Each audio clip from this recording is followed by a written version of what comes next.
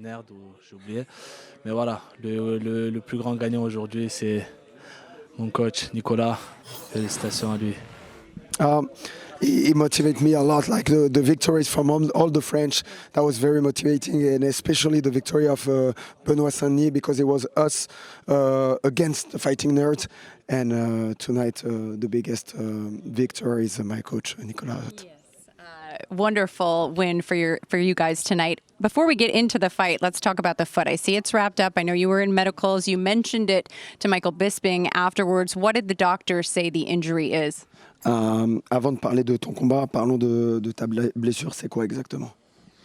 Je sais pas ce que c'est en dessous du pied. Il y a 3 jours, j'étais allé faire une antidouleur, une piqûre dessus.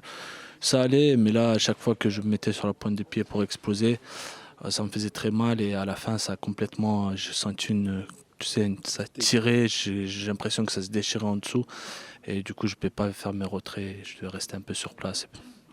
You know, I don't know exactly what it is, but I had the pain 3 days ago, but even a week ago, I had the pain. It got worse and worse, and during the fight, it got worse and worse, so I couldn't do the footwork as usual, and so I had to stay in place and slip the punches instead of using the footwork.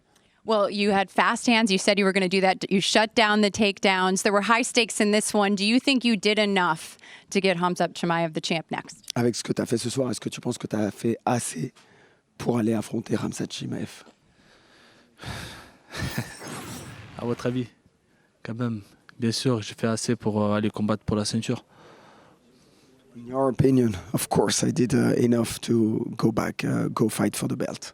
You're a plus 440 underdog. How do you think you'll match up against him? T'es un underdog, t'es pas un favori. T'es pas un favori, je me rappelle plus comment on appelle. Comment tu penses que ça va se passer le combat avec lui? Ça me va très bien, j'aime pas être favori, et quand je suis underdog, c'est mes meilleurs prestats. Fits me very well. I like to be the underdog, and when I'm the underdog, I do the best performance. Very good. Congratulations on a great win, Nassourdine, and to you as well, Nicholas. Guys, we'll send it back to you. Thank you, Heidi, and congratulations, Nassourdine. So the champ did chime in, guys. Khamzat Chimaev did pipe in and say that he enjoyed the fight, thought it was a great fight.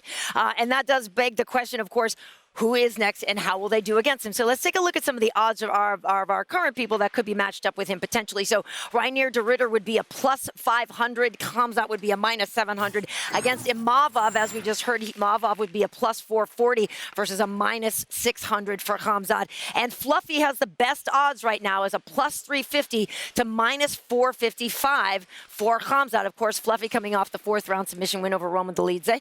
Do you think he is the one who's got the best chance to beat the champ?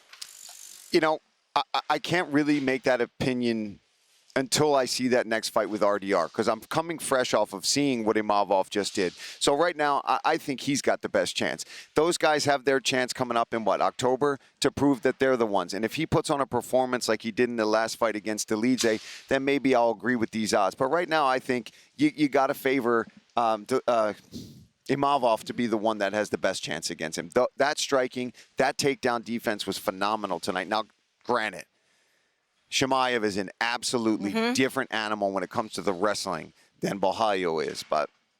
Well, yeah, Reinier had the split decision win over Whitaker, and as we said, he's facing Fluffy, but...